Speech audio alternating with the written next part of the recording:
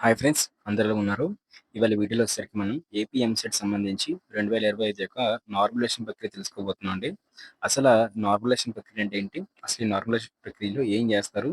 దీనివల్ల స్టూడెంట్స్‌కి ఏంటి యూజ్? స్టూడెంట్స్‌కి ఏంటి బ్యాడ్ థింగ్ అని చెప్పేసి తెలుసుకుందాం అనమాట.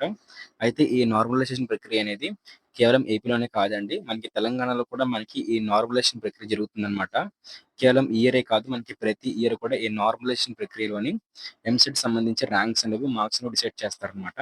అయితే ఈ మార్క్స్ డిసైడ్ చేసేటప్పుడు కొన్ని షిఫ్ట్‌ల వాళ్ళకి 5-10 మార్క్స్ అనేవి యాడ్ చేసే అవకాశం అయితే ఉంటుంది. సో, అయితే ఏ షిఫ్ట్ వరకు మనకి యాడ్ చేసే అవకాశం ఉంటుందని చెప్పేసి మనం తెలుసుకోవడం జరుగుతుందనమాట. సో, ప్రతి ఒక్కరు కూడా అయితే సబ్స్క్రైబ్ అయితే చేసుకొని మన యూట్యూబ్ ఛానెల్ సబ్స్క్రైబ్ చేసుకుంటేనే ఇలాంటి మరిన్ని ఇన్ఫర్మేషన్ అంతా కూడా మీకు మన యూట్యూబ్ ఛానెల్ ద్వారా రావడం జరుగుతుందనమాట. సో, మీరు ఇంకా సబ్స్క్రైబ్ చేసుకోలేదా వెంటనే సబ్స్క్రైబ్ అయితే చేసుకోండి. సో, అట్లాగే వీడియోని లైక్ చేయండి. లైక్ చేస్తేనే మనకి మరింత మోటివేషన్ అయితే వస్తుంది. దాంతో పాటు ఇలాంటి ఎంసెట్‌కి సంబంధించి పేపర్ అనాలిసిస్ వీడియోస్ గానివ్వండి, కౌన్సిల్ వీడియోస్ గానివ్వండి, సో, అన్నీ కూడా మనం చేస్తాం కాబట్టి, సో, లైక్ చేసినట్లయితే ప్రతి వీడియో కూడాను మనకి మరింత బూస్టప్ అయితే వస్తుందన్నమాట. సో, ఇంకా సబ్స్క్రైబ్ చేసుకోలేదా? సబ్స్క్రైబ్ చేసుకోండి. ఇంకా లైక్ చేయకపోతే వెంటనే లైక్ కూడా చేసేయండనమాట. లైక్ చేసి వీడియో స్టార్ట్ అయితే చేయండి. అయితే ఇక్కడ మనం చూసుకున్నట్లయితే అసలు నార్మలైజేషన్ ప్రక్రియ అంటే ఏంటి అని చెప్పేసి చూసుకున్నట్లయితే మనకి అన్ని షిఫ్ట్‌లు కూడా ఒకలాగైతే రావండి. మనకి 21 నుంచి కూడా 27 వరకు కూడా మనకి ఎగ్జామినేషన్స్ జరుగుతున్నాయి కదా! ఓకే. 28 వరకు కూడా అట్లాగే మనకి జరుగుతున్నాయండి. సో, ఇట్లా జరిగినప్పుడు ఏంటనుకున్నట్లయితే మనకి ఎగ్జామినేషన్‌కి సంబంధించి సో, మనకి కొన్ని షిఫ్ట్‌లనేవి హార్డ్‌గా అయితే ఇస్తారనమాట. కొన్ని షిఫ్ట్‌లనేవి ఈజీగా అయితే ఇస్తారు. అయితే ఇక్కడ చూసుకున్నట్లయితే అసలు నార్మలైజేషన్ ప్రక్రియ ఏంటి అనుకున్నట్లయితే, ఈ హార్డ్‌గా ఇచ్చిన షిఫ్ట్‌ల్లోని మనకి కొన్ని మార్క్స్ అయితే యాడ్ చేస్తారనమాట. ఓకే. +5 మార్క్స్ వరకు యాడ్ చేస్తారనమాట. సో, +10 కూడా మనకి కొన్ని సార్లయితే యాడ్ చేస్తారు.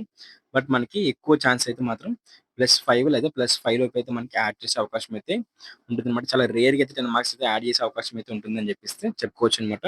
అయితే +5 వరకు కూడా మనకి హార్డ్‌గా వచ్చిన షిఫ్ట్‌లు ఏవైతే ఉంటాయో, సో, హార్డ్‌గా వచ్చిన షిఫ్ట్‌లకి +5 వరకు కూడా 1 మార్క్, 2 మార్క్, 3 మార్క్ అయితే యాడ్ చేస్తారనమాట. తెలంగాణలో కూడా కొన్ని షిఫ్ట్ వాళ్ళకి 1-5 మార్క్స్ అయితే యాడ్ చేస్తారనమాట. సో, అట్లే కొన్ని షిఫ్ట్‌లు అయితే ఉంటాయో, సో, అట్లాగే మనకి ఈ తెల ఏపీ ఎంసెట్ గాని, తెలంగాణ ఎంసెట్‌లోనైతే కొన్ని షిఫ్ట్‌లు బాగా ఈజీగా అయితే ఉంటాయన్నమాట. అయితే ఈజీగా ఉన్న షిఫ్ట్‌లు వచ్చేసరికి -1 టు -5 మార్క్స్ అయితే మాత్రం మనకి మైనస్ చేస్తారనమాట. అంటే మీకు ఒక 40 వచ్చాయనుకుందాం. ఒక 50 అనుకున్నట్లయితే అందులో మీకైతే ఒక 2 మార్క్స్, 3 మార్క్స్ కానీ, ఒక 5 మార్క్స్ వరకు కూడా మనకి మైనస్ చేస్తారు. అట్లాగే మీకు 50 వచ్చాయనుకుందాం. అయితే నార్మలైజేషన్ ప్రక్రియలో ఏమవుతుంది అనుకున్నట్లయితే, కష్టంగా వచ్చిన షిఫ్ట్ వాళ్ళకి మార్క్స్ అనేవి యాడ్ చేయడం, ఈజీగా వచ్చిన షిఫ్ట్ వాళ్ళకి మార్క్స్ అనేవి తీసేయడం జరుగుతుందనమాట. అది ఎప్పటి నుంచి జరుగుతున్న పనైతే ఇది మీకు కొత్తగా అయితే ఈ విషయం నేను చెప్పింది కాదు. లేకపోతే నేను కొత్తగా ఏమి కూడా నేను చెప్పడం లేదు. సో, ఎప్పటి నుంచి మనకైతే ఉందనమాట. తెలంగాణలో కూడా జరుగుతుంది. ఏపీలో జరుగుతుంది. గతంలో కూడా జరిగింది. ఇప్పుడు కూడా మనకి జరుగుతుందనమాట. ఎందుకంటే అన్ని షిఫ్ట్‌లు హార్డ్‌గా వస్తుంది. కొన్ని ఈజీగా వస్తున్నాయి కాబట్టి. సో, బాగా హార్డ్‌గా వచ్చిన వాటికైతే మాత్రం ఖచ్చితంగానైతే మార్క్స్ అయితే యాడ్ అవుతాయన్నమాట. సో, మీరు కామెంట్ సెక్షన్‌లోకెళ్ళి కామెంట్ చేయండి.